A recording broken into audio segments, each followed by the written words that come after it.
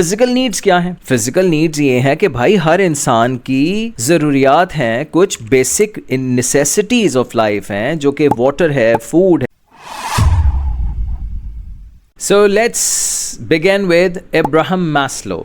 Maslow ने क्या कहा था भाई? उसने कहा कि पैसे वैसे की कोई इंपॉर्टेंस नहीं है, सोल इंपॉर्टेंस नहीं है, राइट? ये मोटिवेशन आपको आता है कि जब एक हायरार्की ऑफ नीड्स होती है, ये हर इंसान के साथ होती है ये, राइट? अब्राहम मैस्लो ने क्या कहा कि there are lower order needs, जिनको आप फिजियोलॉजिकल नीड्स भी कहते हैं, जिनको फिजिकल नीड्स भी कहते हैं, और there are higher order needs as well. Higher order needs क्या है? सेल्फ एक्चुअलाइजेशन, और पहली नीड है फिजिकल नीड्स, फिजियोलॉजिकल नीड्स, फिर आती है सेफ्टी नीड्स, फिर आती है लव एंड बिलोंगिंगनेस, जिसको आप सोशल नीड्स भी कह सकते हैं, राइट? फिर आती है एस्टीम नीड, और फिर उसके बाद है सेल्फ एक्चुअलाइजेशन, राइट? अच्छा चलो, ये फिजिकल नीड्स क्या है? फिजिकल नीड्स ये है कि भाई हर इंसान की जरूरियात हैं, कुछ बेसिक नेसेसिटीज ऑफ लाइफ हैं, जो कि वाटर है, फूड है, शेल्टर है। फिजियोलॉजिकल नीड्स यही होती हैं, राइट? यानी कि आप किसी भी जगह पे काम कर रहे हैं तो आपकी बेसिक इनकम इतनी तो हो कि आप सारी चीजें अफोर्डेबिलिटी में आ जाएं आपकी। अच्छा, फिर उसके बाद जब ये नीड फुलफिल हो जाती है, हम फिर जाते हैं ऊपर, फिर हम अचीव करने की कोशिश करते हैं हायर ऑर्डर नीड्स को। हायर ऑर्डर नीड्स क्या है? Safety needs. अच्छा बच्चों,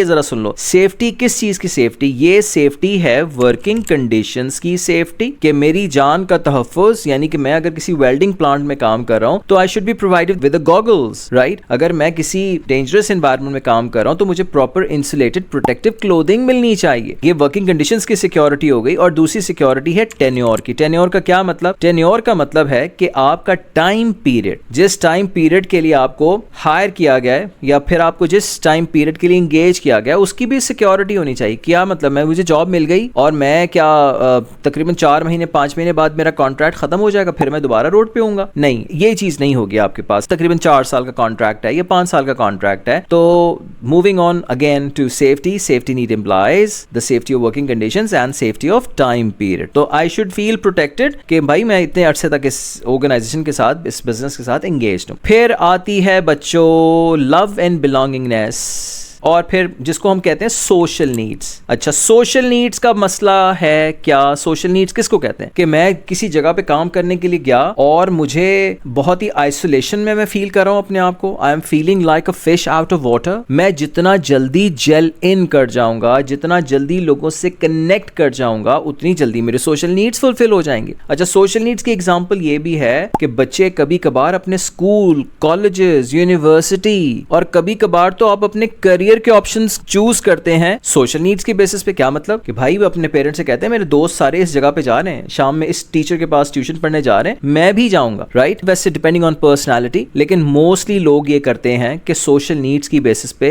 आप अपने कॉलेजेस चेंज कर लेते हैं, आप अपने स्कूल चेंज कर लेते हैं, आप अपने शाम के टीचर्स चेंज कर लेते हैं, क्योंकि आपका जहां पे पूरा टोला दोस्तों का जा रहा होता है तो आपको लगता है कि भाई मुझे भी वहीं पे जाना है। Esteem needs, moving up the order. Esteem needs क्या है? एस्टीम नीड्स ये है कि आपको you should feel respected, you should feel honoured. आपको आपकी स्कूल की टीम कोई गई, कॉलेज की कोई टीम गई और वो बास्केटबॉल चैंपियनशिप में या कोई रनर्स अप ले आई या कोई चैंपियनशिप जीत के आ गई, तो फिर आपकी एक्सपेक्टेशन होती है, और जनरली स्कूल्स ऐसे करते भी हैं कि टीम को बुलाते हैं, पूरे 600-700 बच्चे आपकी असेंबली में खड़े हुए हैं और उनके सामने आपको बुलाया और आपको सर्टिफिकेट दिया, यानी कि that is patting on the shoulder, ये शाबाश आपने बहुत अच्छा काम किया। ये तो हर इंसान की ये ख्वाहिश होती है कि वो अच्छा सुनना, अच्छा कहलवाना लोगों से, और उसके काम की तारीफ कर। इंसान की नेचर है ये कि उसको अच्छा लगता है कि वो अच्छा लगे। जब आप शादी में जा रहे होते हैं तो आप शीशे के सामने खड़े हो के क्यों इतने पोज बदल बदल के सामने से कभी ऊपर से कभी नीचे से देखते हैं कि मैं अच्छा लग रहा हूं ना, तो वो आपकी एस्टीम नीड ही होती है। अच्छा, मूविंग फर्दर, अगर self actualization, now this is the top most level of the hierarchy of human needs. Self actualization क्या होती है? अगर किसी भी स्टाफ को, अगर किसी भी इंसान को, कोई स्पोर्ट्समैन है, कोई सिंगर है, कोई छोटी एज के अंदर आपको रिकग्निशन मिल जाए, आपको पैसा मिल जाए, आपको फेम मिल जाए, आपको स्टेटस मिल जाए, राइट? तो ये सब चीजें आपकी सेल्फ एक्चुअलाइजेशन की तरफ कंट्रीब्यूट करती हैं।